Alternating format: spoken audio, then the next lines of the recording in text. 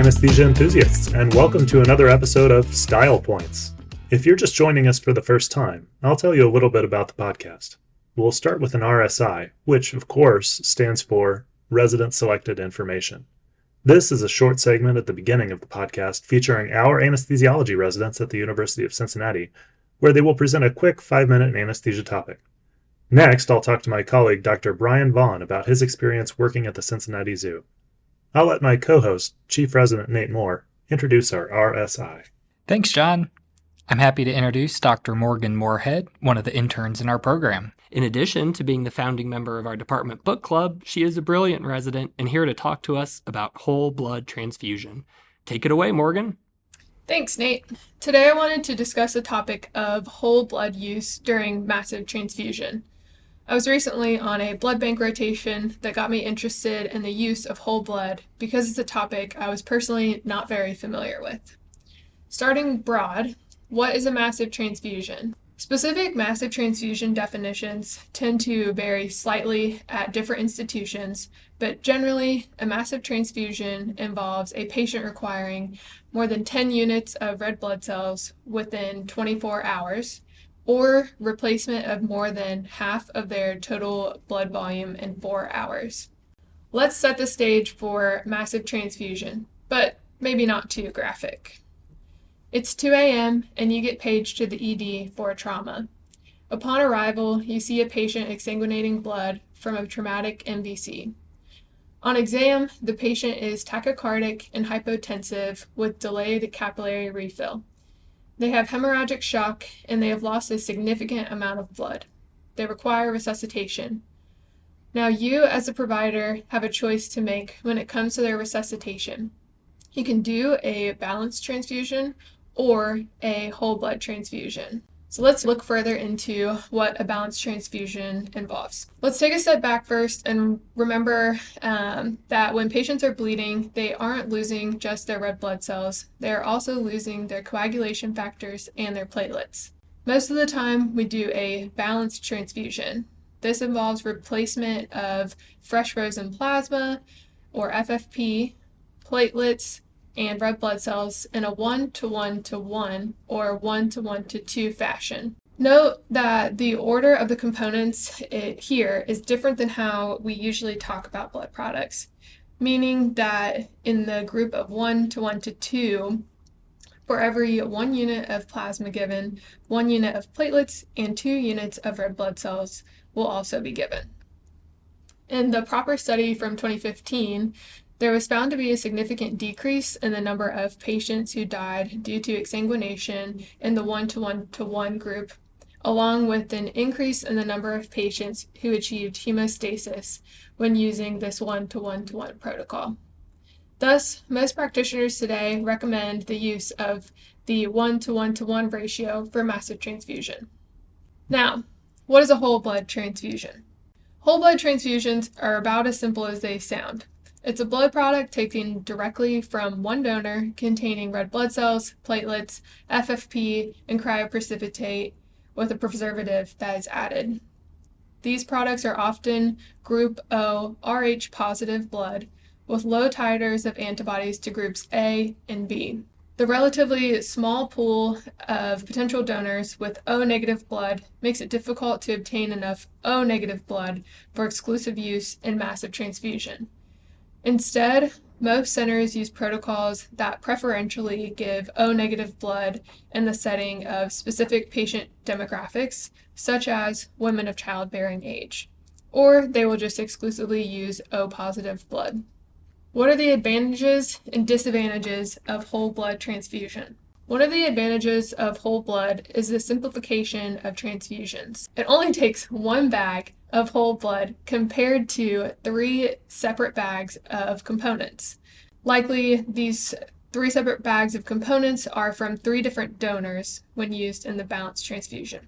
Using 1 bag of whole blood reduces the chance of clerical errors, ABO incompatibility, and a patient's exposure to multiple donors.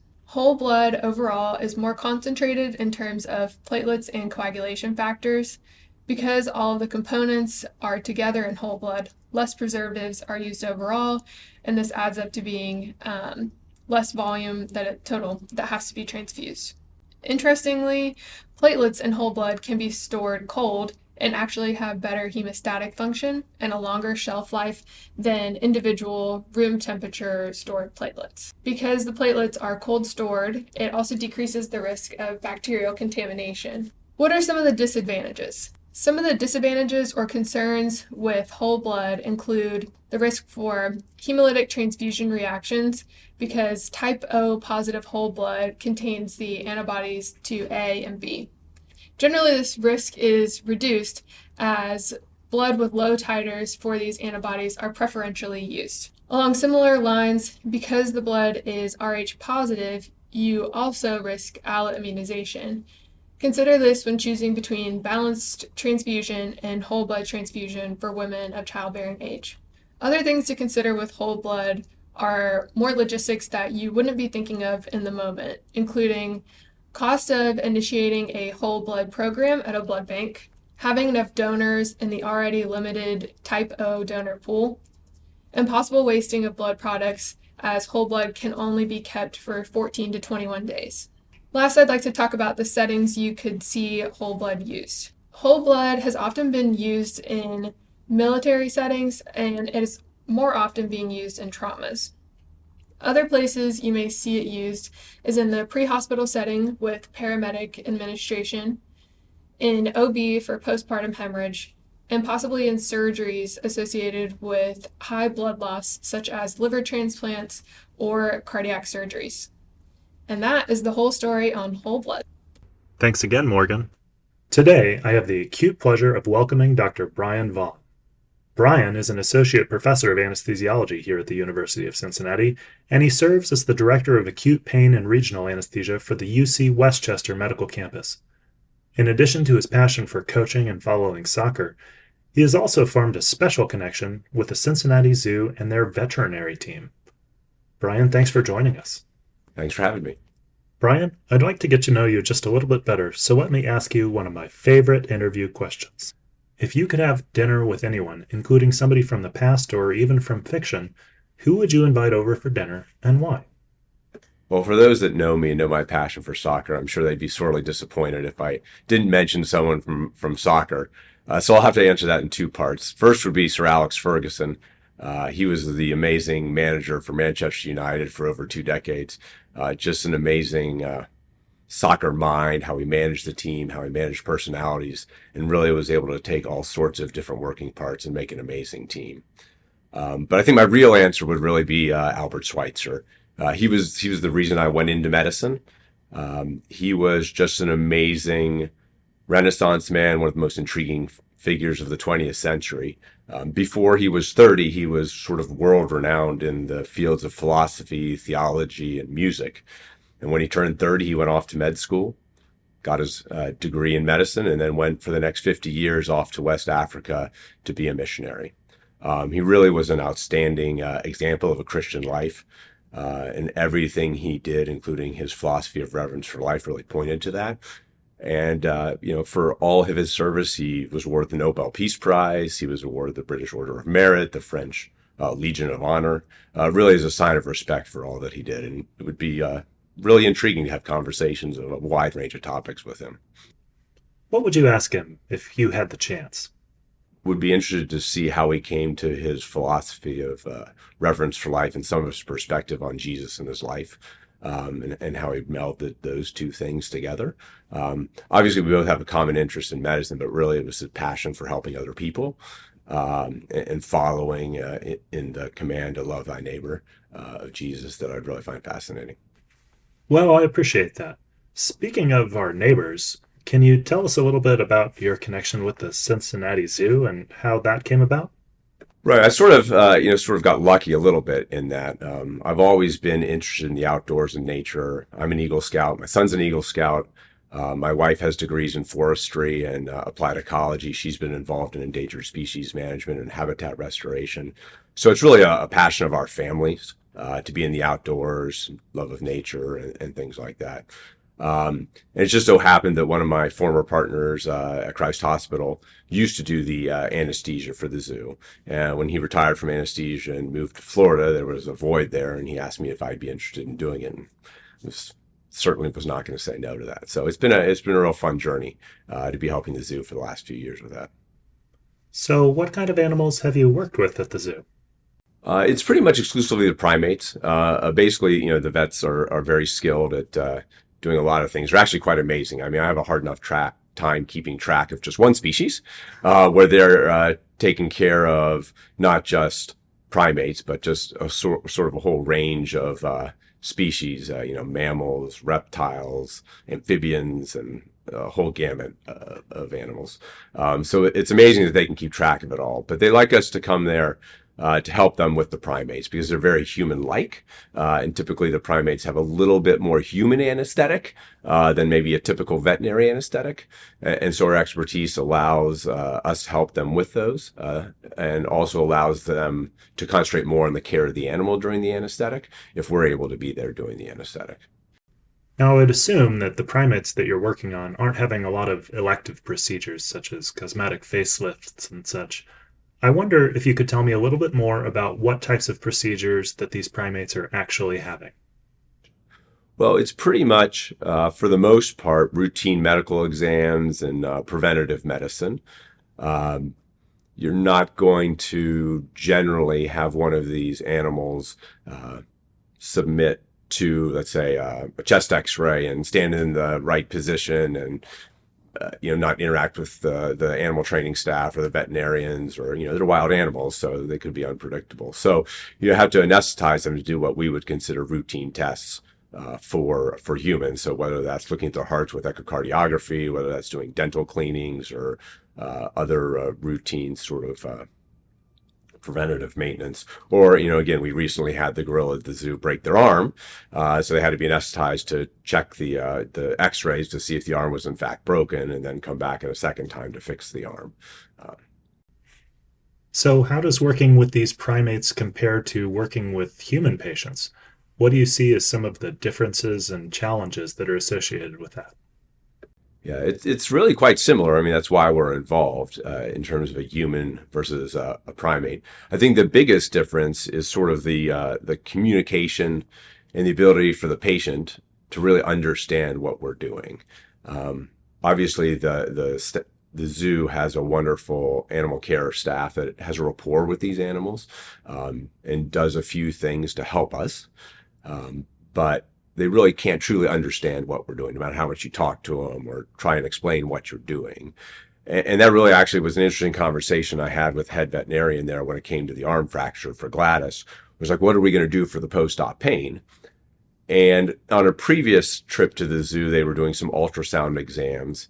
And I said, well, let me borrow the ultrasound and just check. Can I see the brachial plexus? For if we ever needed to do a nerve block in the future, can I see the femoral and sciatic nerves in the leg if we ever needed to do something in the future to help an animal? And we could see it. But then when we got to talking in this specific case, I was sort of like, well, what's a gorilla going to think if they can't feel their arm?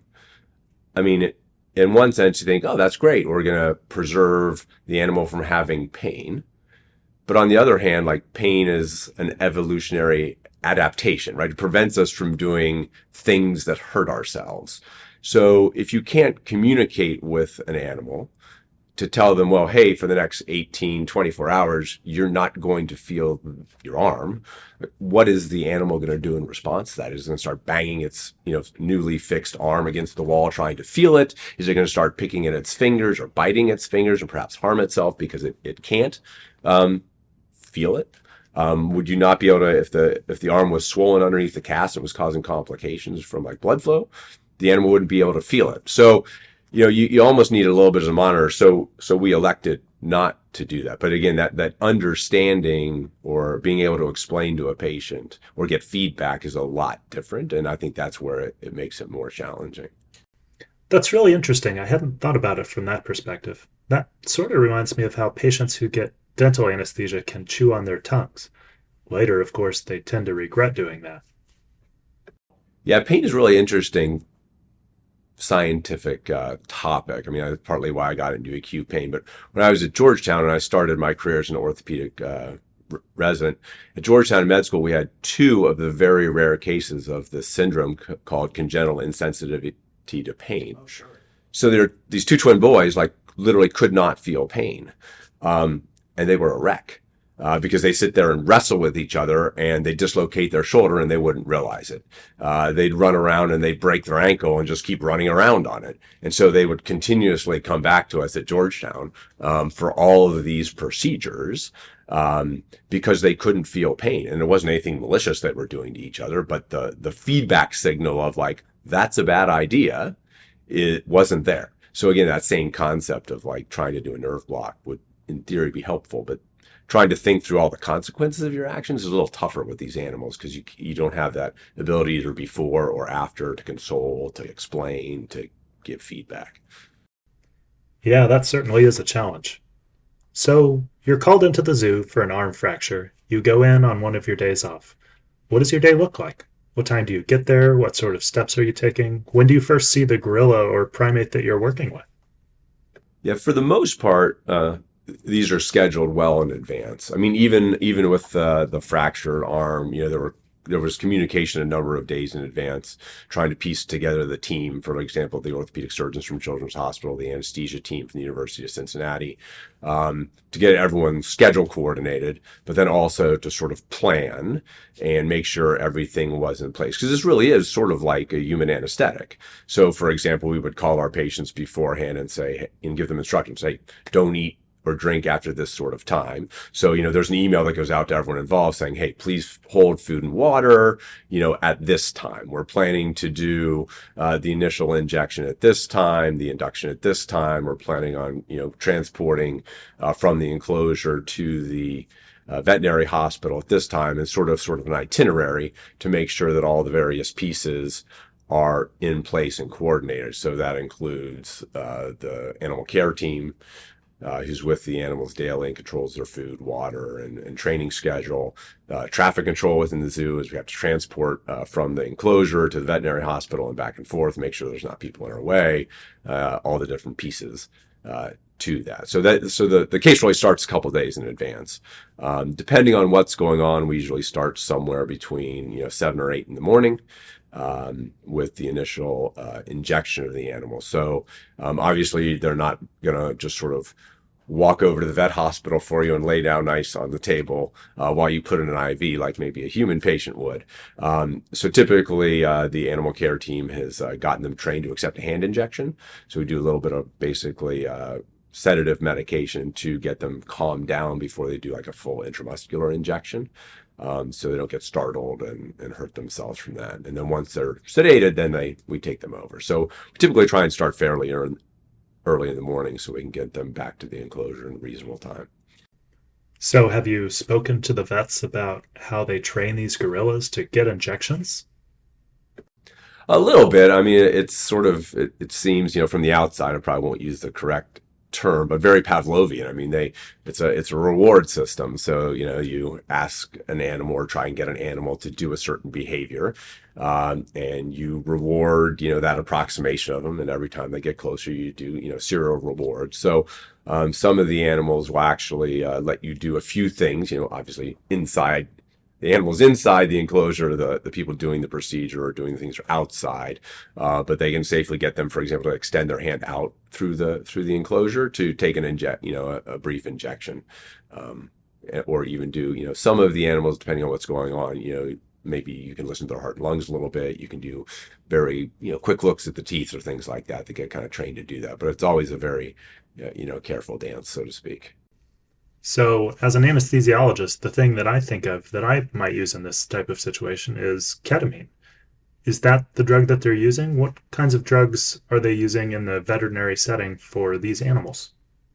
Yeah, so a lot of the drugs are very similar. I mean, we're using things like propofol, we're using things like ketamine, we use things like epinephrine. Some of them, because of species differentiation between how like metabolic pathways work. For example, like you can't give ibuprofen to a dog, because the way it gets metabolized, it's toxic to the dog, but other NSAIDs are fine for dogs. So typically, the main medicine that I've worked with them that's different is something called telazol. So basically, it's a combination of teledamine, which is sort of an analog of ketamine, and zolazepam, which is very similar to a benzodiazepine. And so it's like a combination injection that you can give, and that really sedates the animal to the point where you can safely work with them in close proximity, but it's not a respiratory depression. It actually supports respiration, so it's safe to use to sedate them when you don't have a controlled airway. And then once we do that, then we sort of get them moved, and then it becomes more of a human anesthetic at that point. So, how do vets know or test when it's safe to go into the enclosure? Well, that's sort of a graded process. So again, it's just you start with observation. If they're moving around and looking at you, they're not sedated enough for you to be working with them. So gradually they kind of go off to sleep. But then you use some stimulation from a safe distance. Typically maybe a long piece of material that you can kind of tap the animal from outside the enclosure to make sure there's not a reaction, and you make sure that they're not reacting to that. And then there's some safety doors to get into these enclosures rather than the main door, so we'll have some of the staff go in one of the safety doors ready to quickly get out if, for example, the animal responds to the human presence rather than just sort of a poke, for lack of a better word. Safety strikes me as one of the critically important concerns here, not just for the patient, so to speak, but for everyone involved. I think most people listening are probably aware of the relative strength of a gorilla being just wildly out of proportion as compared to what one might expect from a human. So, what sort of safety precautions do you take into consideration, whether it's during transport or anything else? Yeah, a lot of it's communication and redundancy. So, for example, there's multiple locks on the doors. There's multiple doors that separate enclosures from, let's say, the animal side to the human side or the exterior. So like when we're interacting with the animal, there's multiple levels there. I think the most important team is the wonderful animal care team and staff at the zoo that really form a rapport with these animals. And I mean, they're amazingly dedicated. They're wonderful people. They spend an enormous amount of time working with these creatures. And really, they're like their family. And just, I think, their ability to, whether it's their soothing voice, because obviously they don't understand words necessarily, but just the soothing voice, their presence, their calming reassurance when we're either starting the process to get an animal sedated or emerging them out of an anesthetic, that really provides a level of safety, both for the animal, but also for us, that they're not getting excited, they're not feeling threatened. And I think that's probably the biggest safety piece. There always is, what they call the DART team at the zoo, the Dangerous Animals Response Team, that is always available and on call if an animal interaction would go awry, or if, for example, an animal was able to get out of an enclosure. I mean, that's basically back in around 2016 what happened with Harambe and the unfortunate outcome there with the child. But the Harambe event was, of course, very tragic for everyone involved. Let's talk a little bit about some of the techniques and equipment that might be different. At what point are we putting in a breathing tube? At what point are we putting in an IV? How does that whole process look? Right, I guess I'll just kind of start at the beginning and work our way through. And a lot of it's very similar. I mean, I think that kind of your biggest differences are you're not going to put in a wake IV to do a traditional IV induction. You don't really get to sit there and have pre-oxygenation, for example. And then the emergence piece as well, like you've got to safely get out the breathing tube. So you got to make sure the airway is safe to remove that tube. But you also don't really want to be in the enclosure to remove the tube once they're too awake. So it's a little bit of a dance there. So I think the sort of the induction emergence is the biggest challenge and difference, that you're going to have to do that differently than humans. The other piece is the movement. Like, we typically don't put a person to sleep in one place and then put them in some sort of a transport vehicle and move them to another place to do the surgery, and then put them back in a transport vehicle to go to the recovery room. So that's a bit of a challenge. You want them sedated enough. Obviously you don't want too much, but then you gotta, with the team, pick them up on a stretcher, get them into the back of a van that has a mobile anesthesia machine in it. There's basically an open circuit anesthesia machine, to continue to start the process of giving them gas to keep them asleep. We always have ketamine on backup, to do some IM injections, get them to the veterinary hospital, pick them up again, get them into the facility. And then that's where sort of what most people would say is, oh, there's a human anesthesia machine there. And it looks like a mostly human anesthesia machine. There's some differences in terms of the pressures it can generate, the volumes it can generate, just because of the size of these animals. The bag, the reservoir bag is significantly larger, because especially, like, for example, the orangutans have enormous lungs. So it's actually have like a Y piece and two big breathing bags on there. But yeah, so getting them in there, but then it becomes very human. The patient's sedated, we put it in an IV, we give them a little extra propofol perhaps to get them more deeply anesthetized, to do a regular direct laryngoscopy to get an endotracheal tube, but the tube's obviously bigger, the laryngoscope is bigger. Do you recall what size breathing tube you were using? Yeah, a lot of times it's like a 10 or 11, whereas, an adult human male might be an 8. So it's significantly different. Obviously, they have much bigger tubes for things like giraffes, for example, which are interesting to see.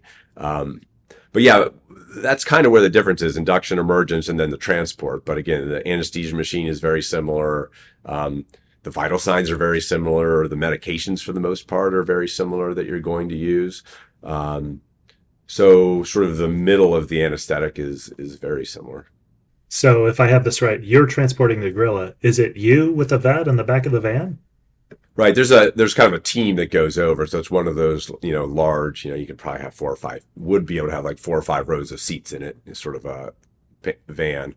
So there's always, 3 or 4 people in the van that are helping with the transport, just physically lifting some of these animals that can be, 300-400 pounds.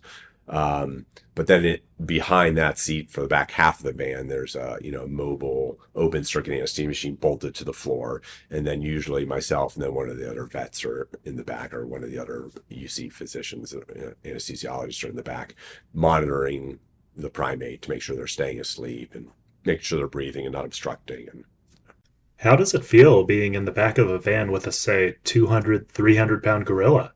It's an experience very few people in the world must have had. What's going on in your mind when the gorilla coughs or moves? Well, luckily, most of the time they don't. We do a lot of testing to make sure they're properly sedated. But again, we do have intramuscular ketamine to give them additional sedation if we need to. But certainly, yeah, every once in a while they do move a little bit. They cough, they hiccup. It does give you a little bit of moment of pause there, sort of, not to date myself, but back to the Tom and Jerry cartoons. Sometimes, you see them get into a fight inside of a sort of a closed space, whether that was like a tent or a vehicle or whatever.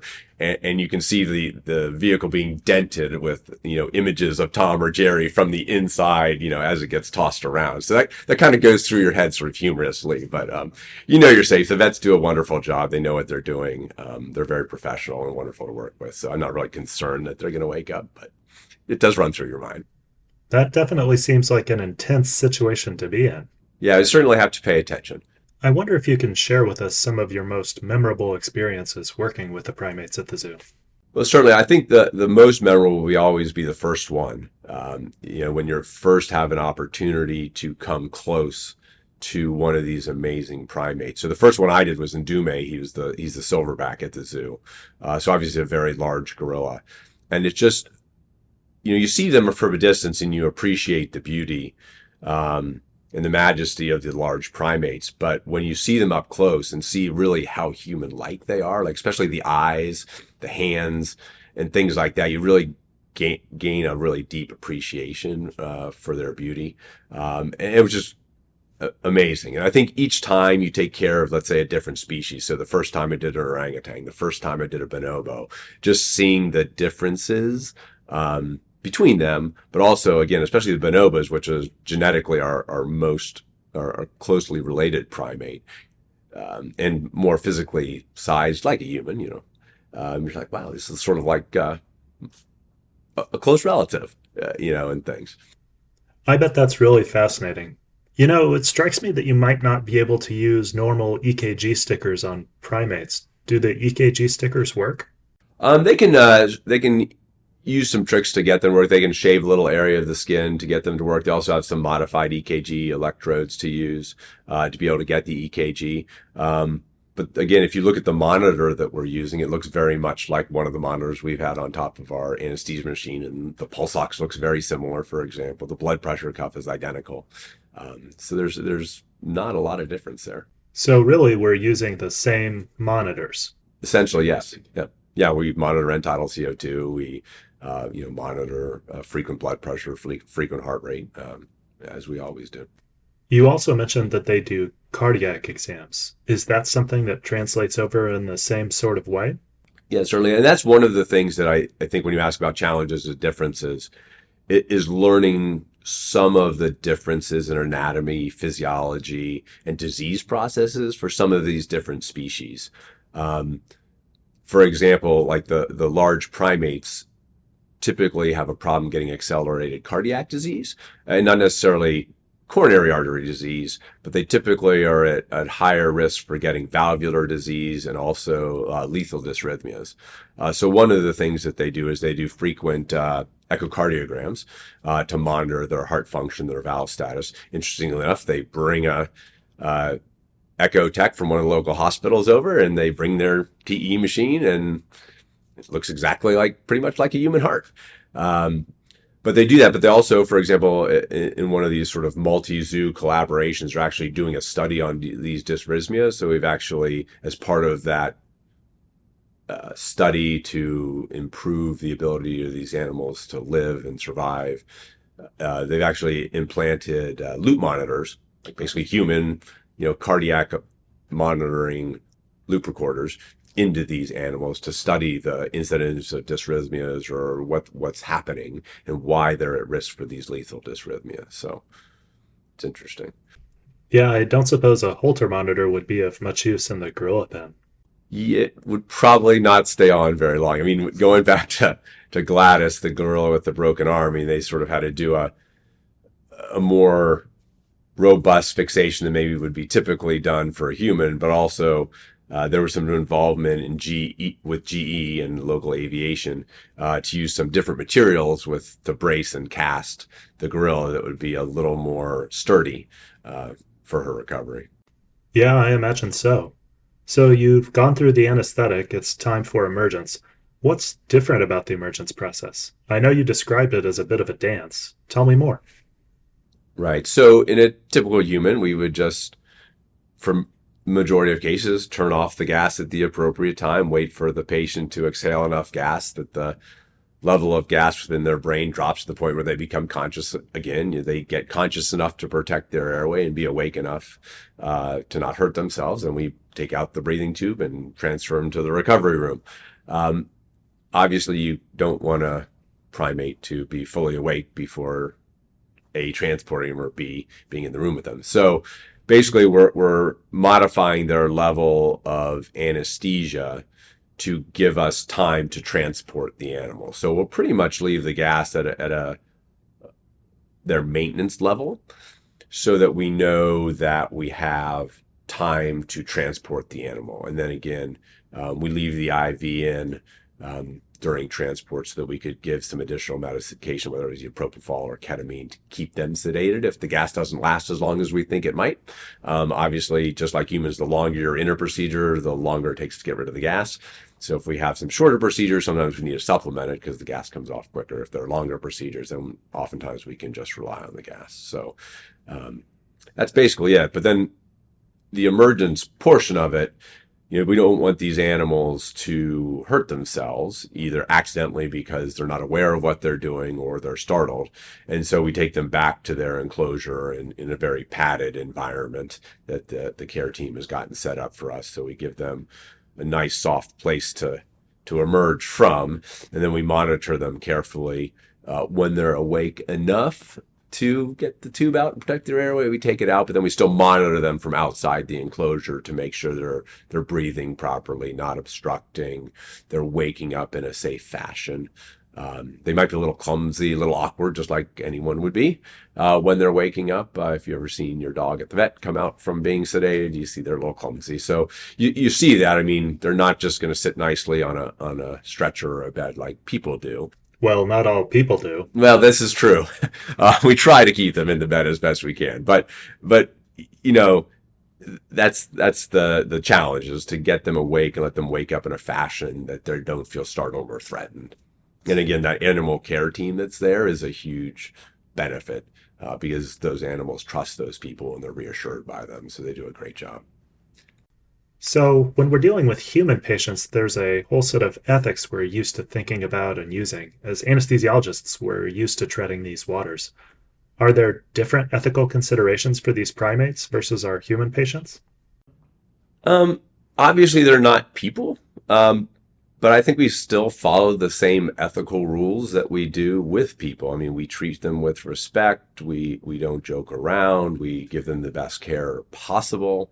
We're not taking frivolous pictures to post on social media. And the other piece of it is, I mean, we're basically doing these for routine exams. We're doing these anesthetics for preventative health maintenance, occasionally for an injury, an illness, some sort of infection where the animal needs help. So we're not doing anything controversial. We're just maintaining the health of these animals. So there's not really much in the way of ethical considerations here. I think it gets a lot more complicated when you get into the host of issues that humans choose or to do or not do certain procedures or use certain technologies in healthcare. But I think it's a little more straightforward, actually. Let's say that you met with a young anesthesiologist who was really interested in pursuing this sort of exotic type of anesthesia. Do you have any advice for how they might go about partnering with their local zoo? Like I said before, it wasn't something I planned, so I don't have this great pathway that I took to say, these are the 3 steps that you should take. I would just offer that the vets at these zoos are incredibly dedicated professional people. And I'm sure they would be happy for additional help or expertise. So my advice would only be to reach out to your local zoo and talk to the vets and see if there's anything you could do to help. Can't hurt. The worst they can do is say is no, but they might very well be very happy to have your help. How do you feel about the teamwork with the vets that you experience at the Cincinnati Zoo? It's a great team. I mean, you see how much they care for these animals, the interactions between the vets and the animal care team, but even the people like the animal safety officers or even the people who are maintaining traffic flow at the zoo, they really do care for these animals and they're really looking to do the best for them. I think that's the value that we add. They could do these anesthetics without us. I think they feel more comfortable with us there because of our expertise, since they're sort of like humans. But more importantly, when we're there, we are focused on the safety of these animals during their anesthetic, which allows the vets who have the expertise to take care of these animals to focus on that and not have to worry about the anesthetic as well and either divide their attention or divide the work taking care of the animal, which means then the animal's under anesthesia longer, which, as with humans, the longer you're under anesthesia, although anesthesia is very safe, there's more risk to the longer procedures. And some of these animals have some issues. Some of the primates have heart failure. Some of them have valve disease. And so the anesthetic for them is challenging. And the quicker you get done with those exams or treatments, the better it is for the animal. So that's where I think the teamwork comes together, and they appreciate us being there. And it's great to be part of that team. So since the vet's attention isn't divided, they don't have to do all the things at once. They're able to more efficiently do the things that they need to do, and therefore minimize the time under anesthesia and minimize the risk to these primates. Exactly. I really appreciate you sharing your experience working with the Cincinnati Zoo and some of the unique challenges that you face in that environment. Before I let you go, though, I'd like to ask you about your own personal style points. What style points or points of personal preference have brought you success, both in and out of the operating room? I think for me, it's really important to be personable, to be kind. Not take myself too seriously, have a good sense of humor. As an anesthesiologist, I think a lot of people from the outside think we go into anesthesia because we don't want to talk to patients or we can't talk to patients. However, these patients are at one of the most vulnerable points of their lives. They literally have to trust us with their life. And we get a very small window of opportunity to be able to talk to these people, meet them before we accept that responsibility. So I think it's really important to be able to make that connection, whether that's with a kind word, a little bit of a story, one of my famous dad jokes, that just puts them at ease, but allows them to feel cared for and trusting. To be able to kind of put them at ease, more importantly than using medication to do that, for example. I think that's true with our coworkers at our hospital as well. I mean, the hospital is by definition a very stressful place to work at. So if you can make people feel valued for their work, a kind word, not making them feel pressured, the whole system's going to work better. And that's the same, I feel like, as a coach and as a parent.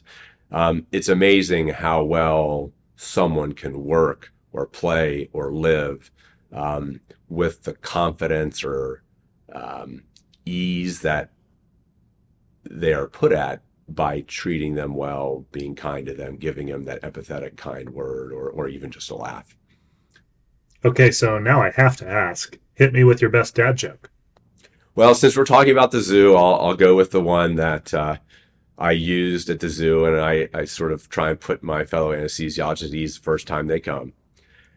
And they're always talking, they see people taking, maybe some pictures of the experience so that they can kind of, educate other people and things. And there's always a question about, privacy and different things. And I always tell people that luckily, because we're at the zoo, we're not governed by federal privacy acts.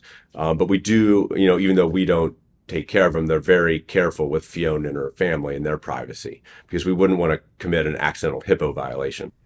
Excellent. HIPAA violation. I will remember that. Well, Brian, thank you again for joining us and sharing your insights. I really appreciate hearing your point of view. Appreciate you having me. Well, that about wraps it up for this episode of Style Points. If you liked what you heard, there's more to come. While our previous episodes have focused on some difficult anesthetic cases, such as liver transplant, pheochromocytoma, and obstetric cardiac anesthesia, or Dr. Arabal's excellent rundown of GLP-1 agonists, we have more in the works, including anesthesia for ECMO and a mock oral board scenario given by a real board examiner. Search your favorite podcast app on your phone for Style Points, and it should come up under my name, John Crow. Once again, thanks for joining us. Take a deep breath. Open your eyes. We're all done.